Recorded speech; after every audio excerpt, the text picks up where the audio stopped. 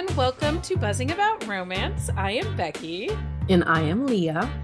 And make sure you stick around for our exclusive listen to The Matchmaking CEO by Layla Hagen, the audiobook in partnership with Lyric Audiobooks. Leah is super excited for today's episode. I am very excited because the last time you got to chat with this specific person, I was sick. So I did not get to talk to her. I just trolled the chat. You did troll the chat. But Heather, shout out to Heather. She was not sad she was sad that you were sick, but not sad that She was not sad that I was sick. Unavailable.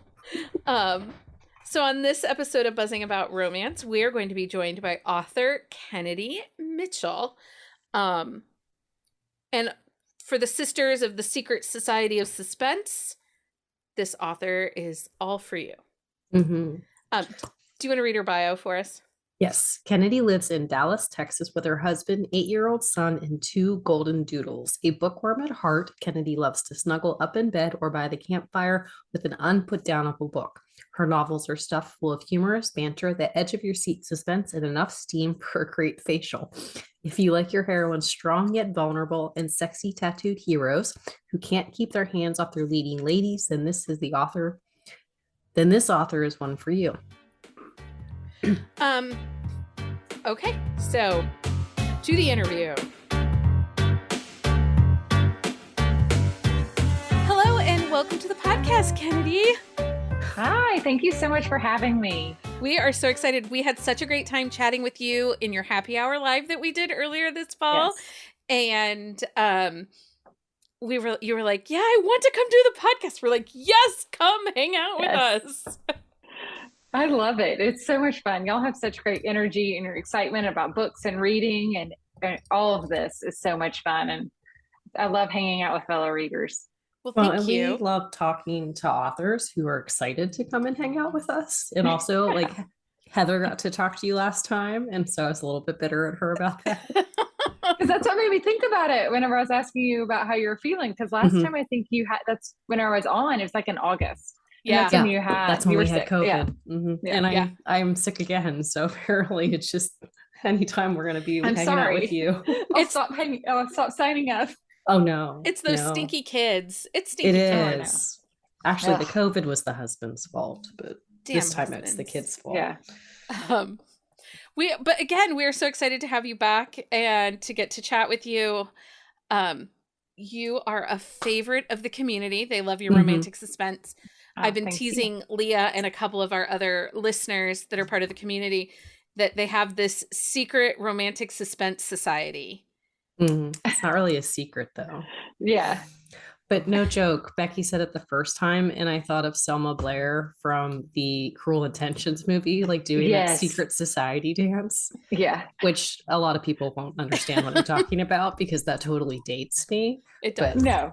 Whenever I think about that movie, all I can think about is the escalator where she's going up or going down and Ryan Flippy's standing at the top. Uh-huh. Oh yeah. That's the best part of the movie. That and such a good movie. Yeah. That is a great movie. Yeah. Okay, so let's take a minute for those that aren't familiar with who Kennedy Mitchel is. Let's get to know you a little bit. So, why an author? What inspired you? Because being an author, it's not easy.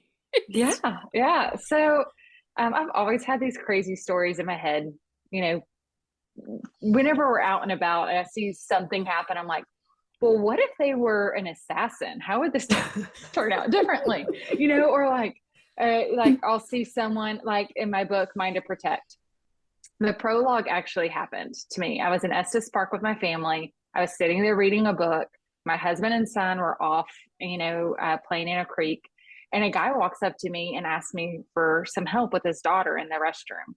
Because, it was male and female restrooms and I guess his wife wasn't there. And it turned out, of course, I didn't die in the prologue of Mind to Protect. But I thought, I was like, well, what if he's a bad guy? What if he's a serial killer?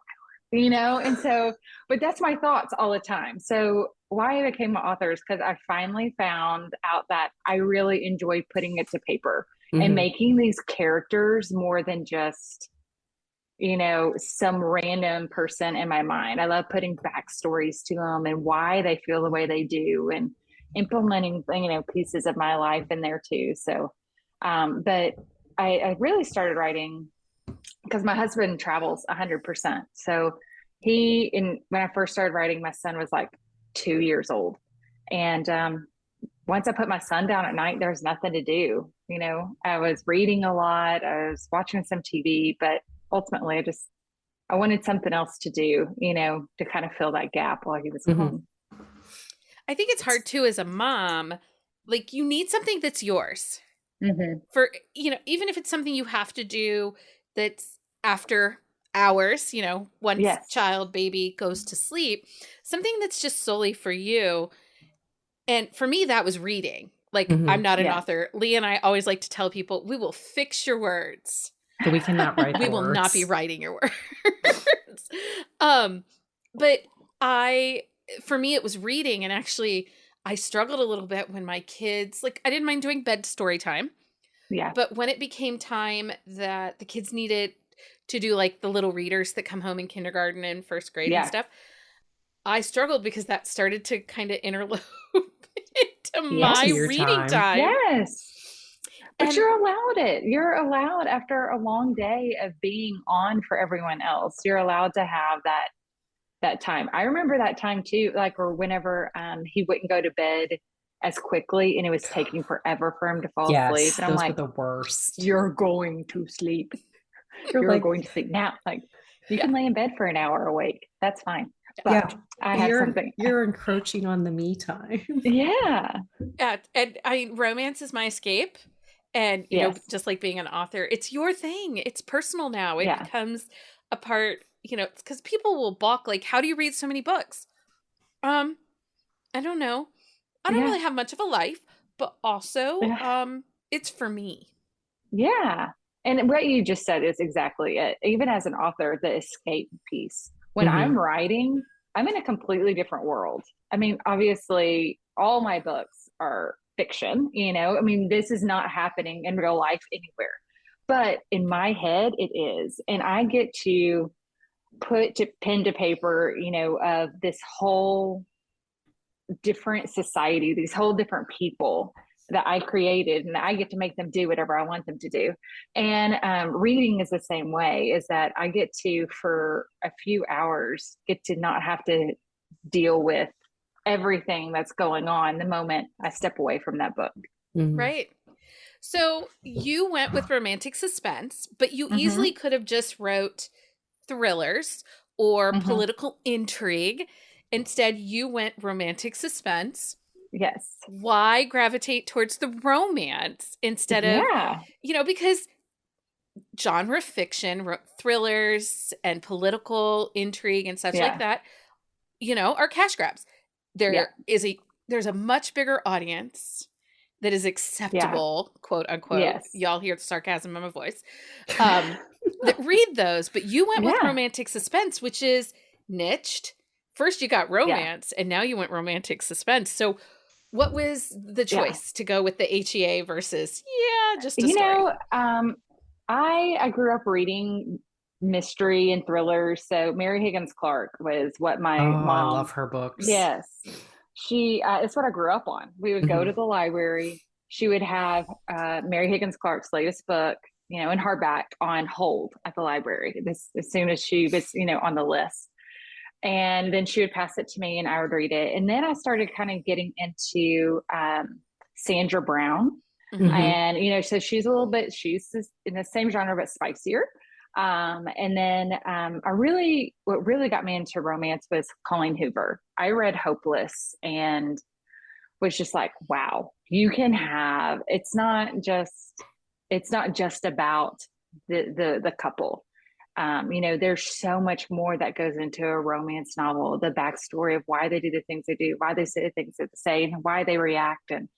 And so Colleen Hoover really kind of pulled me into the romance side of it really hardcore. But I love reading stories where there's that kind of push and pull between the main characters, but it's pulling them in the same direction towards each other, but I love outside forces of pulling them apart or something keeping them from having that happily ever after, in chapter 2. Yeah. And it just so happens that I write serial killers really well. So they I will come into attest play to a that. lot. You do. Yeah. And honestly, the first time I read one of your serial killer books, I was like, I have never read a book in the romance genre that took this like direction. And Yeah. I was all for it. Yes. Yeah. And the series definitely took some time to catch on. Mind to Protect released in 2019. Mm-hmm. And it really didn't start to catch on until, Mind to Save released. And then I started releasing them pretty quickly after that. And yeah, after that, people, as soon as someone said, it was a blogger, she was one of my friends. She was like, think Criminal Minds with an X rating. And people ate it up after that. I was like, thank you for putting into words, but it's very true though. Now that like I wouldn't have thought that because I just was really drawn to the stories in general, but it totally is. Yeah. So I was like, that's exactly what it is. And so I do have I have some other series that, Bodyguard or political romantic suspense and things like that are kind of more passion projects. But the production series is one of those things where I keep on coming back to it. Like I already have book 7 on the books. I actually talked to my PR team today, and I'll probably release in September or October of 23. So I love, the books are long. They don't like feel long though. Yeah. But I have to build up that. I love building up the relationship with people, for one. And 2, you have to build up the who is it? And, of course, also have to have like time to build up the body count. Right. True. Right. I mean, they can't all just happen in the first chapter. So, so it's been such a fun series to write for sure. Well, and it has potential to just be, that much more because, you can change locations and bring in new team members if you have to, or, Well, and one thing I love about that series is you can start anywhere and you can kind of jump around. You can machete the series, which I am a firm believer in not doing that. It stresses me out, but it's I community will do service, it. Leah. Community service. Yes, that's what you keep telling me. But that is one where you can machete it and not have an issue. Yeah. You're so crazy. I'm not the crazy one. You're the crazy one who doesn't read things in order. I purposely read things out of order. So if you are selling me a book, if you're selling she's the next character in one of my books, okay, I could be. Right, I could be. It could be with a machete. If you sell me a book as a standalone, even if it's an interconnected standalone, but you're telling me this book stands alone, then I feel that as a reviewer, as my podcast, for my community, then I should be able to read it individually as a standalone. And so sometimes I pick up book 9 in a 14-book series to tell you whether or not it stands on its own. Yeah. And honestly, don't hate me, Leah. I do the same thing too, because I'll see an ad on Facebook. Facebook ads, just get me every time. I am a sucker for them. Half of my phone is full of just screenshots. Yeah. But yeah, so it'll be an ad for book 9 in a series, but for some reason that couple attracts me right then. There's something about he's a broken hero and she's gonna save him or something. I'm like, oh, I need that right now in my life. And so it might be book 9, and then they're like, hey, if you enjoy this book, you should read from the beginning. I'm like, okay, I think I will. So Facebook ads get me all the time. And I was so naive. So I was late to the Facebook game. I'm late to the book blogging and to the Bookstagram, but I've been a lifelong reader. But I was a library reader. And for 7 years, I couldn't afford to buy a book. So I got everything through my library. And luckily, I have an amazing library system. Amazing. And very jealous of it. 50,000 romance titles to choose from and all varieties. But it was a Facebook ad for a book. And I was like, oh, I'm going to request this at my library. Right. And my librarian is like, we can't get you an e-copy of this book. And I'm like, I don't understand. She's like, I can get a paperback. I was like, I read on my Right. Nook. Don't make fun, Leah. I'm like, I read on my Nook. And she's like, yeah, I know. She goes, but it's part of a program that doesn't allow us to have access. It's exclusive to Amazon. I'm like, oh, okay. So that's when I first found Kindle Unlimited, but it was not until 2000, like late 2018. And I started at book 4 of, it's the Winter Family Saga. What's her? Ivy Lane. Oh, Ivy Lane. Because she has like these amazing Facebook ads. She does have good Facebook ads. And she makes you read like that book right then. Like you see it. Because I came across an ad the other day. I will say when I found her, I did not read her in order. Because I saw an ad for one of her books the other day. There's proof. She's, switched the ad up, obviously, because it's an older book. And I was like, I don't think I've read this book. So I click on it. I've read that book. I own that book. But it was just such a dynamic whenever ad. you go to download a book off a Facebook ad and you're like, dude, that looks so amazing. And you put it in your Kindle or Nook and you click on it and it says 99% read. And you're like, damn it. I just go back to book 1 and reread it. Oh yeah, that's smart. I do own a Kindle now. We are all safe. Okay. I went to Kindle now. But I was late to the party. Hey, it's all right. I was a little late. I think I'm on my 4th or 5th Kindle now. I buy them. Mine keep dying. Like I wear them out. Leah, like I had to buy one. Camping. I'm like, I had to buy another one. Yeah, I take mine camping, and I think the cold, like when it's out, and I'm like outside and by the fire, like the cold kind of just kills them super fast. I go to the pool, and mine overheats on the regular. Oh yeah. So I now own a backup. Well, actually, I have 2 backups now because I will cry. Do you not read on your phone, like on the Kindle app? I can't, to be honest. Like I was just saying this today. Kindle for me was a lifesaver. I started in Nook and I, for whatever reason, I've now progressed over to Kindle. I had reasons for going with Nook initially and they're now not sound. But if I read on my phone or on an iPad, the blue lights trigger ocular migraines for me. Oh. But it took me almost a year and a half of going to the doctor and being like, my eyes will just start like seeing colors and spheres and twitches. And they're like, well, you've got migraines. What are you using that's triggering? I'm like, I don't know. I'm not doing anything differently. Yeah. It was the hours of reading on blue light. Yeah, and I don't have the backup Kindle because I can read on my phone or my iPad. I'm old. In my the time, eyes are old. In the time it takes to ship to me, I can see. I'm starting to find it's not my eyes; it's my hand. I guess because my phone's so heavy and I use the pop socket. You get like a cramp in your thumb. It's my hand. Like my hands are starting to cramp up in here. I have like massage balls now. I thought it was from typing. No, it's from reading on my phone. There's like phone finger. Like people have to get physical therapy for it because your pinky is from holding it like that. Yeah. I don't have that. Just relax your hands and like put your fingers together. See this? You kind of starting to have it. I have like weird shaped hands anyway. Before I started using massage balls, like in the car to massage all this, my fingers were like that for my pop socket. Like, and I was like, that's disturbing. Everybody's gonna be like, what are you all talking about? I will take pictures. They can't see us. I will put them. I will put them on the social media. Kennedy's doing this.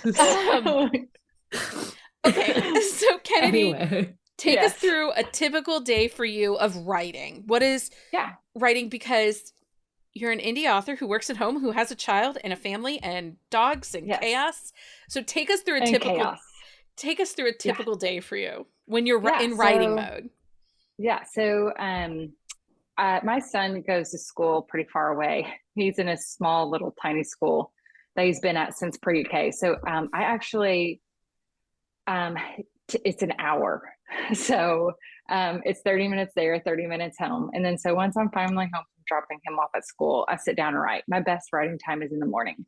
So from about 9 o'clock until around noon, I just sit down and write, and I turn off all social media. I turn everything off. I have, my handwritten notes on the side, like for the book that's coming up in December. Like I wrote, some notes. I'm like, what happened to the cat? Because I realized like halfway through the book, I ditched a kitten. And I'm like, oh, got to remember to write that in later, So I have like all these handwritten notes everywhere. And so I mostly do that. And then I try to work out and then go right back to writing until it's time to pick up my son. Because as soon as he's home, I turn everything off. I get some of my social media stuff done then, because he comes home and he's watching TV or playing Nintendo. But at least I'm on the couch with him then, and I'm not back in my office. Like, because I actually have to write with either white noise or classical music. I cannot have anyone talking to me. My husband will walk in sometimes when he's working from home and he's like, hey, what are you doing? I'm like, nothing now. Isn't it the worst? Like, I love my husband, but for 2 years he worked from home while, during COVID and all that. Well, it wasn't 2 years, it was like 9 months. And then he had Mondays and Fridays it felt home. like 2 years. And then he would have Mondays and Fridays home. And now he's in the office 5 days a week. Oh, nice. So happy. Yeah. I get so much more like done. I said earlier, my husband used to travel 100%, but now ever since the world has changed, it's more like Tuesday through Thursday. So Fridays he'll walk in and be like, you want to go to lunch? I'm like, no, but you can bring me back lunch. I would love a taco. Like, but I'm like, please just leave me alone. Like, it's not even like when I'm writing like sex scenes. It is straight up just like in general. Yeah, because a lot of my books have banter. They have a lot of it. I don't have a whole lot of internal thoughts. It's a lot of dialogue. And so if I'm in the mood, like I can just knock that out super fast. And I'm like laughing at myself. I think I'm hilarious. And then he walks in and I'm like, well, okay. So they're dead now. Moving on. My husband, I was working the one day and I was doing an edit for an author and I was like in the zone, like really like getting to the book. And he's trying to have a conversation with me. I'm like, can you not see that I am working? And he got mad at me because I would not answer his question. I'm like, you came down to my corner space, because I'm in the back corner of our basement. I'm like, you came into my space asking me questions when you knew I was busy. Yeah. And then you have the audacity to get mad at me about it. Well, and especially as an editor, because you're trying to pay attention to I can't say the word continuality or continuity. Yes. So like make sure that the same thing, like I got my edits back for the December release this week. And she was like, hey, FYI, you said they were married 13 years in the prologue and somehow they've now been married 20 towards the middle of the book. She's like, hey, you got to pay attention to stuff. I'm like, well, that's why I have you. Right? Exactly. I edited a book once where they started in the Pacific Northwest. Like the book like opens in the Pacific Northwest. By chapter 4, we're in downtown Atlanta. What? Nobody took a plane. Did we get on a plane? Nobody got in a car. We didn't ride a horse. There was no bicycles. They rode a horse. Yeah. Nobody did anything. It just somehow we went from being in Seattle to now we live in downtown Atlanta. It was like a wormhole. Yeah. Maybe there was a wormhole. Yeah. No, it was. My favorite is whenever my editor comes back, she's like, Kennedy, this man does not have 4 hands. This scene cannot happen. I'm like, oh, okay. I was like, can I toss in another guy? She's like, you cannot randomly toss in another guy right now. I'm like, okay. I mean, you could, but it's not that kind of book. Katie Robert has sex Barbies. She keeps a set of Barbies on her desk so that when she's describing a scene, she puts them in that position to make sure it works. It's brilliant. So just so you know. So I've just now added Barbies to my Amazon. I was going to say, Barbies are going to show up at your house this week and your husband's going to be like, what? Yeah, he's like, now I know you're into some kinky stuff, babe, but come on. Barbies. Yeah, she calls them her sex Barbies. Just to make sure 4 hands are not needed. Yes. So what was the inspiration to publish that first book? So you've written these stories, they're in your head, but it's a different step to go from writing to hitting publish. Yeah. I have some really supportive friends. My husband didn't understand it at first. And I guess for the longest time too, it was kind of more of a hobby. It wasn't something that I was really doing hardcore to make money. I mean, I was losing money as most authors do, those first few books. And, but my best friends were like, dude, you should publish this. You should try it. Because honestly, up until I started writing and started sending them chapters, I thought everyone made up crazy stories in their mind. I really thought that was normal. And apparently it's not. That I'm the weird one that, looks at something and, thinks something different could happen instead of what reality is. And then I found out about, KDP being able to do indie publishing that way. And it was actually my first book. I published it, and then last year I think it was, I unpublished it because I had one of my really close friends, and she's a proofreader now. She was reading it. She's like, "Babe, I would have never thought this was your book. You need to pull it." Because I mean, it was just so. It wasn't bad. It was just my first book, and I had a lot to learn. That's not uncommon, though. It's not. There's been a few authors in the past probably 3 or 4 years who have pulled their old books and reworked them. Yeah. And this one was a contemporary romance. It was just truly at the time, my husband and I were not in a really good spot, like just fighting a lot. And so I used this couple as a way to kind of vent and fight through and work out a lot of our fights that we were having at the time. At the time I was working, 60 hours a week in a very male dominated industry. And, so that kind of caused a little bit of rift, and he was gone all the time. So I actually worked out a lot of our fights by the couple on the page fighting. And so in that book, a lot of the fights were things that we had fought about. And, no idea how I got off on this tangent and why I pulled my personal life so far into this. I blame it on the wine. But yeah, so it definitely, the personal side of it, really comes into all that for sure. Well, and I think that there's a growing process. Writing is a skill. Writing, it's just like running a marathon. You aren't going to go out and be like, today I run a marathon and go and run 26 miles. You're not I love doing that analogy.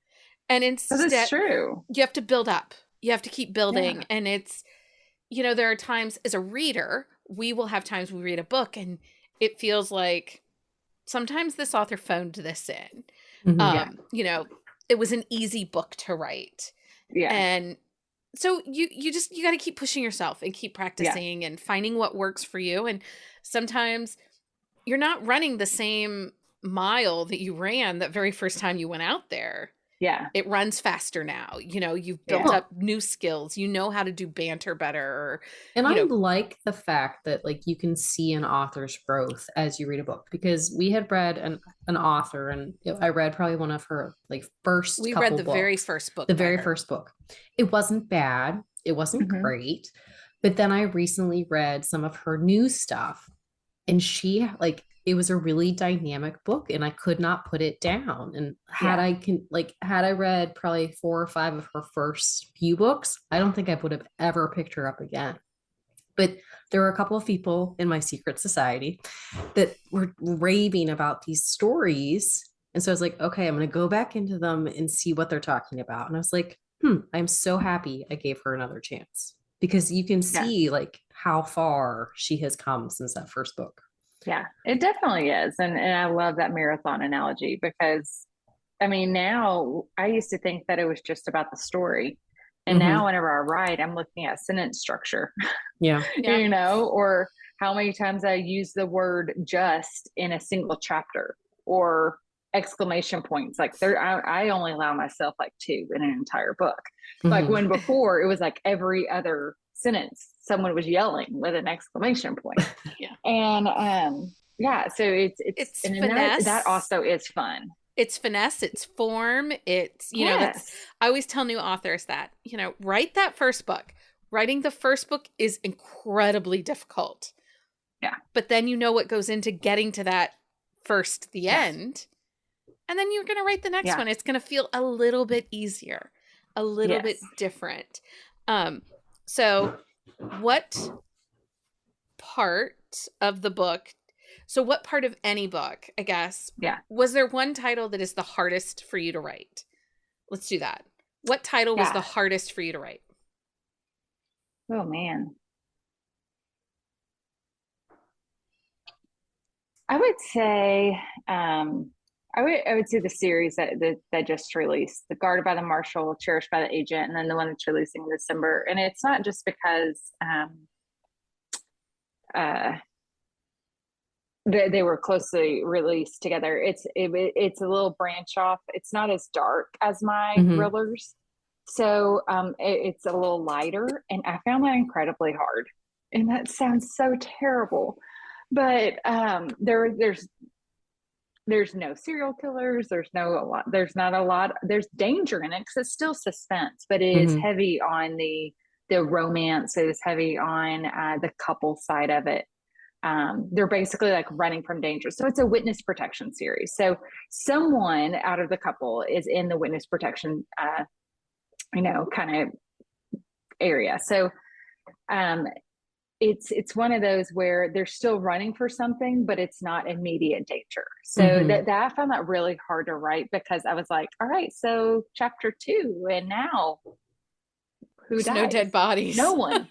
And I'm like, okay, so what am I going to do now? So I really had to dig deep into the relationship side of it because there was no other outside influences that were really pulling them together. I had to make it really emotional, and I'm not an emotional person. I can write it and I can feel it, but I'm just like in general, like I'm not a very like, Becky's the same way. I like to refer to her as a robot. Yeah. I'm not crying. Like I will cry at a book and Becky's like, no. So what part of the book is the hardest part for you to write? So is it that dark moment? Is it just getting started? Is it when they connect and meet? What or does part it depend on the book? Is it the ending? It's a part in the book. It's word count 25,000 to 55,000. It's the middle of it that is just kind of like specific. Like, it is. Every single time. It's like, oh my God, like I have to get through this because usually at the 55 to 60 mark, it's like at the peak. And now it's like everything that I've built up to is about to happen. Like everything, like it's a snowball effect from, chapter 13 till 30, shit's getting real down there, so up here, on the other side, it's just that build up of, and I think it's because there's so many details that go into it, especially with my protection series of making sure that I'm hiding someone in plain sight, in a way. And then building up to making, keeping that intrigue until we can get to that pivotal point when everyone's like, now I cannot put it down. Yeah. Yeah. Is there very, very specific on word count. Is there a part of your books that you have the most fun writing? It's a banter. I really love writing good, back and forth. And I think it's because that's what my husband and I have. I mean, we're constantly just kind of not one-upping each other, but it's fun. We've, kind of gone through some rough times and now we're in a really good spot, and it's just everything's clicking. And so I love putting that on paper of whenever couples communicate, but also do it in a really fun way. Yeah. So you have a ton of characters. Is there one character that you relate to the most of all that you've written? Is there one that you're like, okay, yep, that's a lot of me in that character, or this is the kind of things I would do? There's a little bit of me in all of them. And I think the character that I want to be the most, though, is Elliot in Covert Vengeance. She's like Harley Quinn, but with CIA training.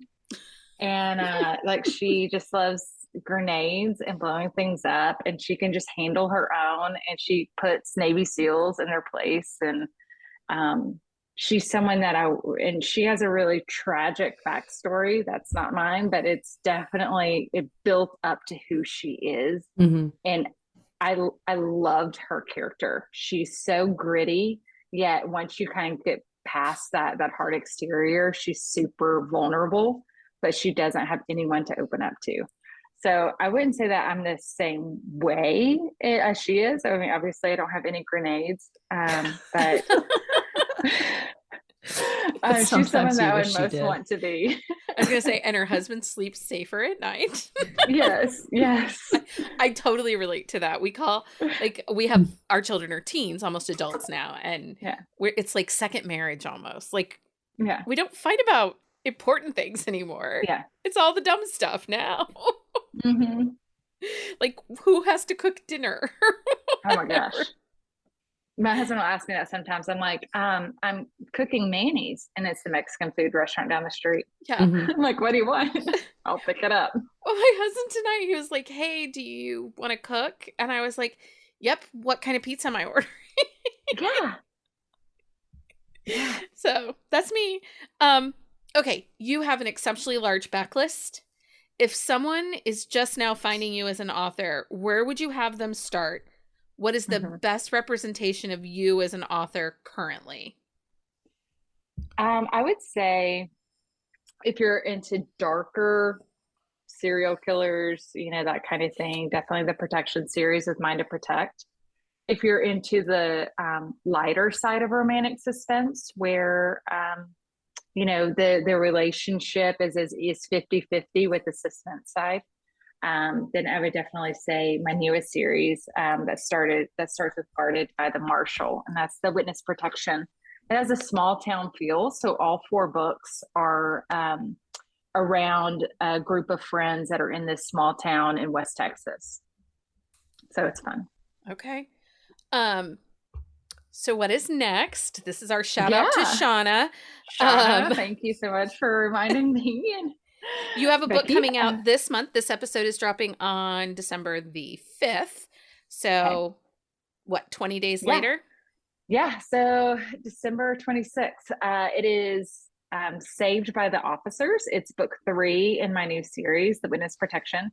It is, the heroine is actually the one in Witness Protection. She found out some things about her husband in New York, and she takes her and her daughter and makes the marshals and the FBI put them into witness protection while they're trying to indict her husband. And then she gets put next door to two very hot officers. So it is an MFM, and really high heat level, with that, definitely a lot of suspense in there. And then it also has the happily ever after at the end too. So it is a standalone. All books in this series are standalones. So this is your second MFM this year. Now, the first one you wrote, it ends a little different than some people would anticipate, but it was okay because of the way it worked out. And there might be more from the other. Yes. Why did you decide to go that route with these 2 books? So, you know what? This year, I've been in a total reverse harem kick. So that's what I've been reading a lot. And I just wanted to kind of change it up a little bit. I mean, it's a different aspect of it. And I feel like as the world is growing on what they're accepting, outside of the romance world, I feel like that kind of relationship isn't as far-fetched as it would have been 4 to 5 years ago. Not at all. And I love that.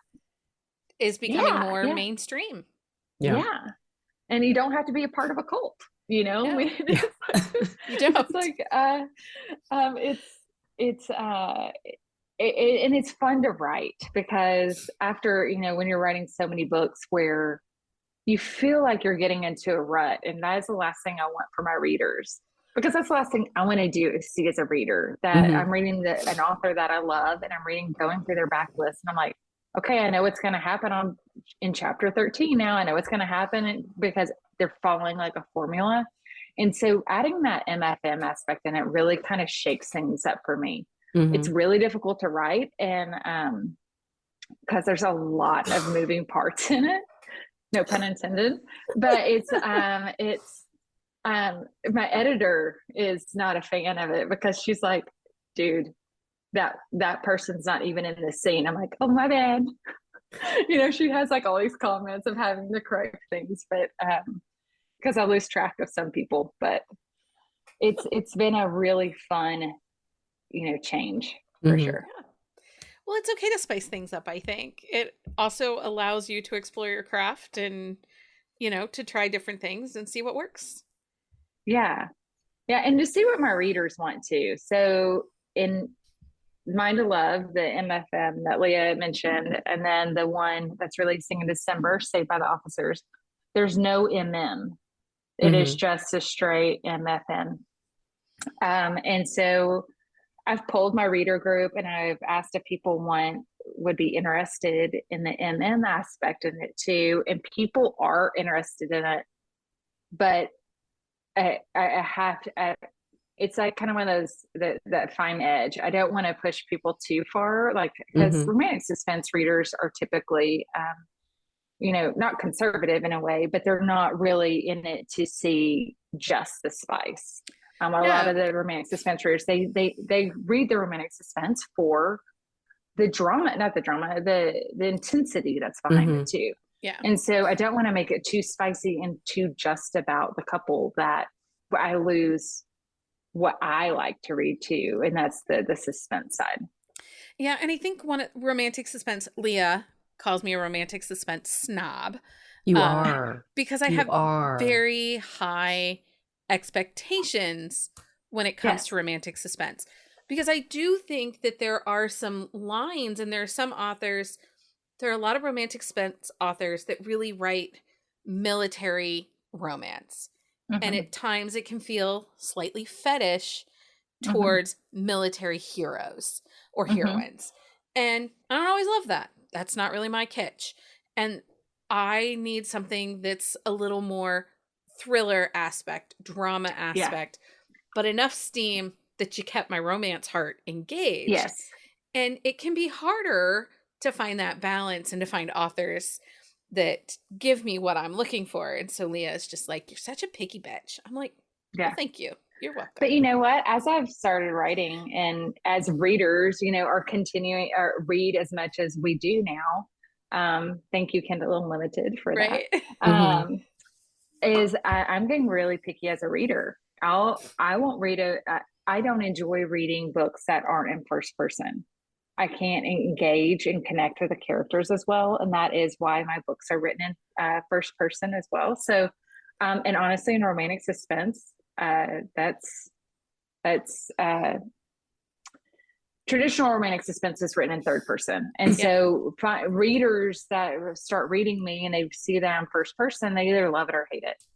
And so that is definitely, and add in the thriller and add in, the serial killer aspect of it. I am in a very niche aspect of it. And that's another reason why I wanted to branch out with this new series that came out this fall, is adding in a little bit more of the fluffier, the romance side, not so dark, not so thriller, just to kind of to introduce new readers to my writing style. Yeah. Right, because they get to know you like through these Guarded by the Marshal series. And then they're like, oh, I really like how she writes. I like how her characters are. I'm engaged. And then they're going to go back and they're going to look at your backlist and pick up more things to read. And I think it's okay. I like when an author stretches themselves a little bit. I like when an author says, hey, I've been writing rom-com for the last, 6 years. Now I really want to try something that's a little more steeped in emotion and I love that. Give it to me. Let me try it, because I'm engaged in your writing style. I'm already clicking on your books. I like when an author is willing to challenge themselves. Yeah. And so, sometimes it works, sometimes it doesn't, but that's okay. And and sometimes readers love it. And sometimes readers hate it. Mhm. And that is hard, because whenever you poured yourself into a book and you're like, you've done all this, and then come to find out it's not what your readers want. And so that is a hard part in being an author, is listening to what your readers want, but also listening to yourself and what you want to write. Mhm. It's a very fine balance. I wrote a series, it was a 5-book series that no reader asked for. People still don't ask for it. And I wrote it because I had this one character in mind, and I wanted her to become the president of the United States. And Okay, so but I wrote 5 that's books. the series of yours that I've read. Yeah. And because I'm just starting on Guarded of the Marshal, I haven't even done the spicy Criminal Minds books yet. Yeah. But I read your political book with the female president. I loved them. I thought they were great. And I'm a huge Aaron Sorkin fan, and like Newsroom and West Wing and all those kinds of shows. And it has that vibe. It has that banter and the walk and talk and all of that kind of stuff. I loved that book. I love Randy and Trey. I loved all the side characters. I loved everything about it. But that was my intro to you. That was my intro to you, was those. I love it. Thank you so much for reading it. See, that is like the one series of yours that I haven't read. I know, but that's what I mean. Like, and it's just so funny. But as an author, I now have a backlist, right? Yeah. So now if you find something that you love, like the Protection series, but you read the, blurb for Power Play series, the political one, and you're like, that's not it. But you see my Bodyguard series, you're like, yes, I can read that. So it's having a large backlist is one of those things that definitely helps really draw in different readers to me as an author. But I also with your backlist, though, there's a variety too. Like I'm not reading the same style of book every time I delve into it. Right. And every once in a while, you'll just give me one point of view, and it might make me a little ragey, but I'll still read it and really enjoy it. But that was the More Than a Threat series. It is. And I mean, I wouldn't be upset if Casey Weston showed up on my Kindle in his voice someday soon. Hint, hint. But I will say, like, I think mad props and respect for you for not playing into fan service, for not saying, oh, these sell. I know that my readers are going to read these. They're going to buy them. I'm just going to keep writing like this and writing these books. Yeah. It shows that you're willing to push your craft. And that's the other thing too, is being an author is being an artist. It's a craft. And no one is going to go now and stand over, Michelangelo's shoulder and be like, dude, his dick should have been bigger in the David. Nobody's doing that. I don't know. But it should have been. It should have been. I mean, maybe they were smaller then. I don't know. Who knows? It's cold. But I just think that as a reader, I feel like you get mad props for writing the books you feel called to write instead of playing to fan service, because Leah and I are petty betties, and when we read a book we're feels like it is nothing but fan service, it makes us ragey. We're like, dead to us. This is dead to us. We're done. Like, we get kind of crazy. Now, we don't really ever stick to it because we're just nuts like that. But if we sense a book to be fan service, we will hold a grudge for a good 2 or 3 months, though. Well, and some a little longer. Just like I still won't read. Who is the author that wrote the Divergent series? Oh, Ava. I don't know. Yes, I know who you're talking about. Yes. I put that book down. I was like, never again. Yeah, I'm freaking done. And apparently Kennedy's in our Petty Betty circle. We are embracing the Petty Betty. We have this whole theory now, because we are Petty Betties about book talk. We have an intense. That's a whole other conversation. We have an intense dislike. We're going to do a whole episode on Leah and Becky's hot takes of 2022. I like it. Basically, I'll get some popcorn, a full bottle of wine. Yeah. Basically, an excuse for us to just air all of our grievances in the book world. Book Festivus 2022.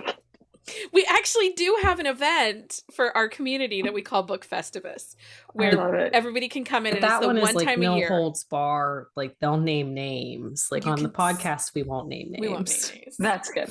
Yeah. We are professional-ish.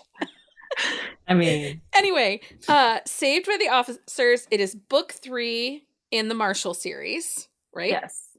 Mm-hmm. And that releases on December 26th, but you can get Guarded by the Marshall. mhm. And then what's the second book? Cherished by the Agent. Cherished by the Agent.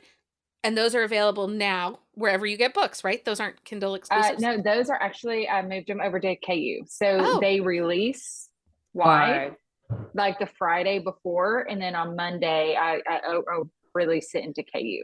Okay. So Guarded by the Marshal and Cherished by the Agent are both in KU. And then once on the 26th, Saved by the Officers will be in KU. Okay. Kennedy, thank you so much for coming on and joining us for this episode. We were so delighted. Thank you so much for having me. I love you guys. Y'all are so awesome. Anytime. Okay, guys, I just wanted to give a little shout out. We are currently nominating our top community read of 2022.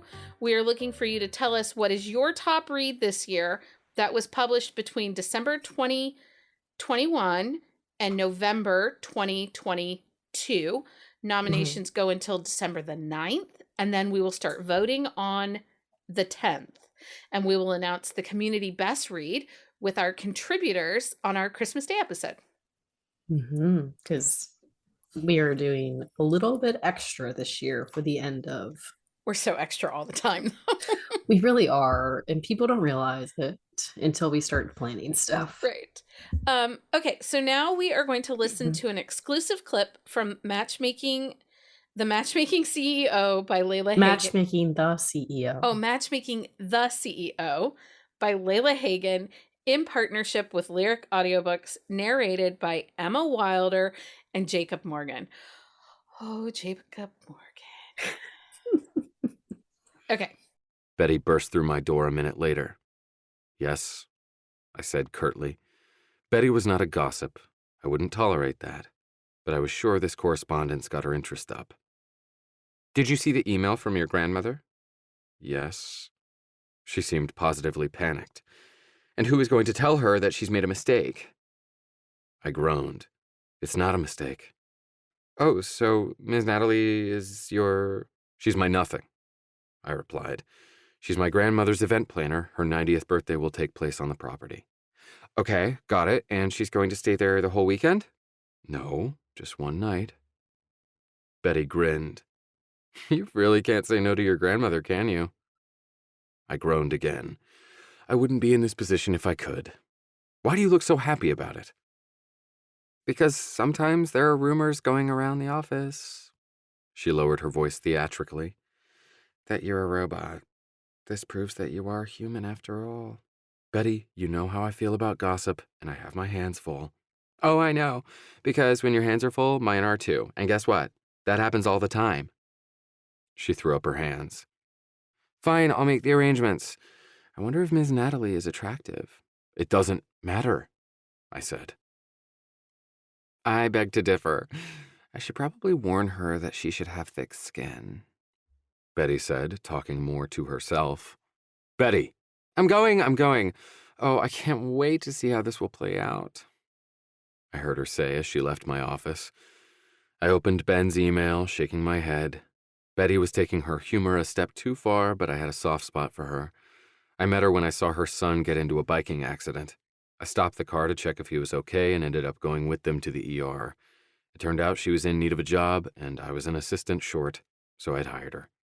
That was 5 years ago, and I was still very happy with my choice. Betty reminded me of my mother in some ways. In others, she was a pain in my ass. A few seconds later, I received an alert that my calendar had been updated. Flight to Martha's Vineyard was now Flight with Natalie to Martha's Vineyard. Game on, grandmother. I was excited to meet Jeannie's grandson. I wanted to ask him a bit more about his grandmother. Sometimes it helped to hear other people's opinion about a person. It could round out my image of her so I knew what made her tick and could deliver the best 90th birthday party ever. I didn't have my carry-on with me because the steward had informed me he was taking care of transferring it directly to the private flight. I loved all the attention and could totally get used to traveling like this. "Ready, ma'am?" the steward asked when I returned to the lounge. "Yes." I followed him through the narrow corridor leading to a staircase, and we went down one level. There was only one flight that seemed to be operating from here. Another steward stood behind the boarding gate. I was alone. "Is Mr. Whitley already on the plane?" I asked. "No, he disembarked for a moment. He'll be here shortly." I went to the gate, glancing around.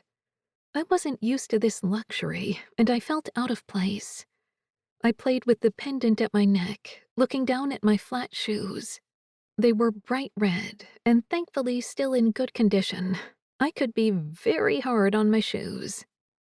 I smelled him first. A subtle but poignant scent of leather, wood, and ocean. "Mr. Whitley." The steward straightened as if he were military standing to attention. I looked up to see Jake, and my knees instantly turned to mush. I'd never, ever had such a reaction to a man, not once in my 30 years. The suit he was wearing fit him like a glove. It was classy and looked very expensive. It was simple, dark blue, matched with Oxford shoes that were polished to a solid shine. Everything about him screamed perfection. His dark hair was ravished, but in a way that made him look sexy and put together at the same time. His blue eyes were trained on me, and something told me he didn't like what he was seeing. I, on the other hand, couldn't even open my mouth to introduce myself. I was too stunned by Jake. It was like I was meeting a movie star or royalty. I'd never seen anyone carry himself with such confidence. "Ms. Natalie Summers, I presume," he said. Oh, that voice. The timbre was firm and sensual at the same time, but he seemed to be displeased by the mere fact that I was here, and still I couldn't shake off my stupor. "Yes, great to meet you." "That's it, girl. Pull it together. You're a professional." You read this. I read this book. It doesn't even get... So that's their meeting, but it's not the full meeting. And this is so good. Like, Jacob sounds like him. Emma totally embraces her, like, kind of shy, nervous Twitter. This is such a great... I think I love Betty, though. Oh, Betty's a hoot, but Grandma's even better. Just Is wait she? till you meet Grandma. But this audiobook sound... This is the characters. This encapsulates... Honestly, buy this audiobook. Read this book. It's so good. You know I'm a Layla Hagen fan. Like, I love her stuff. This has been on my Kindle for a while since you said you read it. It's so one of good. those things, like, I just haven't gotten to it yet. It's so good. Excuse me. And, okay. And I'm probably buying an audiobook. Honest. Yeah, because I would re-listen to this. And Jacob Morgan. It is available now, and Lyric Audio offers audiobook production services to some of the best indie romance authors. You can find out more about Lyric Audiobooks at lyricaudiobooks.com. I'm really excited because I definitely am going to read this and then listen to it. I'll just do both, like one after the other. Just all of it together. Okay, just Leah, all of it. it's that time. It's that time for book of the week. What was your book of the week? So I was very lucky. Author Lauren Blakely sent me an advanced listener copy of Turn Me On. And it is a male romance about a baseball player and his agent. It is super spicy, with really great dynamic characters. The character of Zane Archer, he is so much more than just a jock. He's like this really caring, considerate guy. He's looking for marketing partnership, which is why the agent piece comes in. He's trying to expand his reach because his goal is to start he's only 25. The character of Maddox, the agent, is like 33 or 34. So a little bit of an age gap. They're definitely in different places in their lives, but Zane realizes that his baseball time could be limited. Injuries happen, and he really is trying to make as much money as he can while his name is still hot so that he can create a college fund for his niece. But there's this amazing bow tie scene and pictures. It's so also he's like this really great teammate, which we don't always get in sports romances. Sometimes it's so singular, like on the relationship of the romance, that we don't always see what a good friend he is. We'll see, a lot of times we'll see they're kind of an asshole. They're these cocky jerks who think that they're hot stuff. Zane is like a really great teammate and friend, and I liked that too. This book is a total smoke show, and the audiobook features Teddy Hamilton, who we all know I'm in love with, and Jacob Morgan. And that released on Friday, December the 2nd. So everybody should listen to that. Leah, what's your book of the week? So I was in another reading slump this week because, as you can hear, I got sick again in my house, or a sick weekend. So I actually went into some backlist work by Catherine Cowles. I read Beautifully Broken Life and Beautifully Broken Spirit, among many, many other things. But these two really stood out because I really love this series. It's emotional, and I needed a really emotional book, in the moment. And she just writes such a dynamic story. She really does. But yeah, I like that series. It was so good. Okay, so quick Patreon update. We are sitting at 38 Patreons. We totally appreciate our Patreon supporters and would not be able to bring you the podcast without them. We currently have 4 open tiers on Patreon. Those start as low as $5 a month, include membership to Drunk Book Club and other exclusive content like Should I Read It and Buzzing After Dark. Our first goal is always to reach 40 Patreon members. Once we reach that, we will host the most epic of giveaways.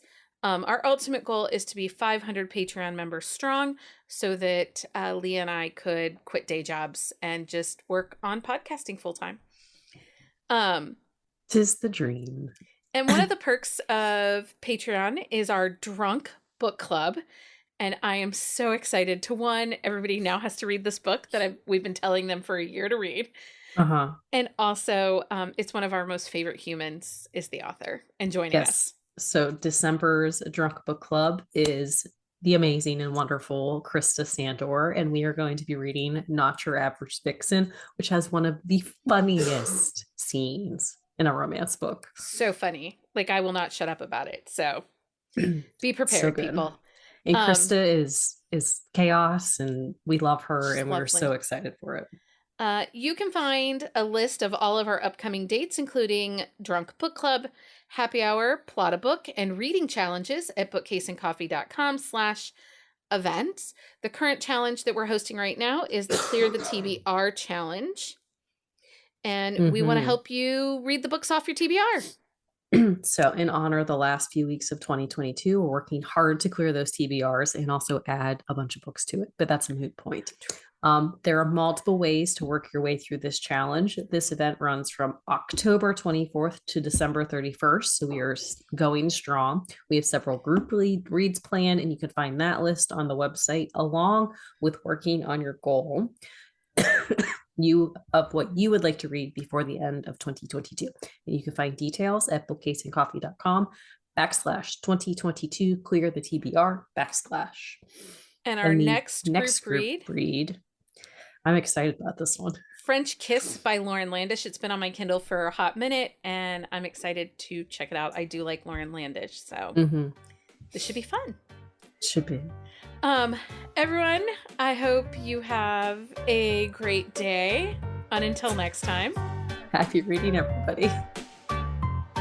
Find us on Instagram at Buzzing About Romance or on Twitter at Buzzing Romance.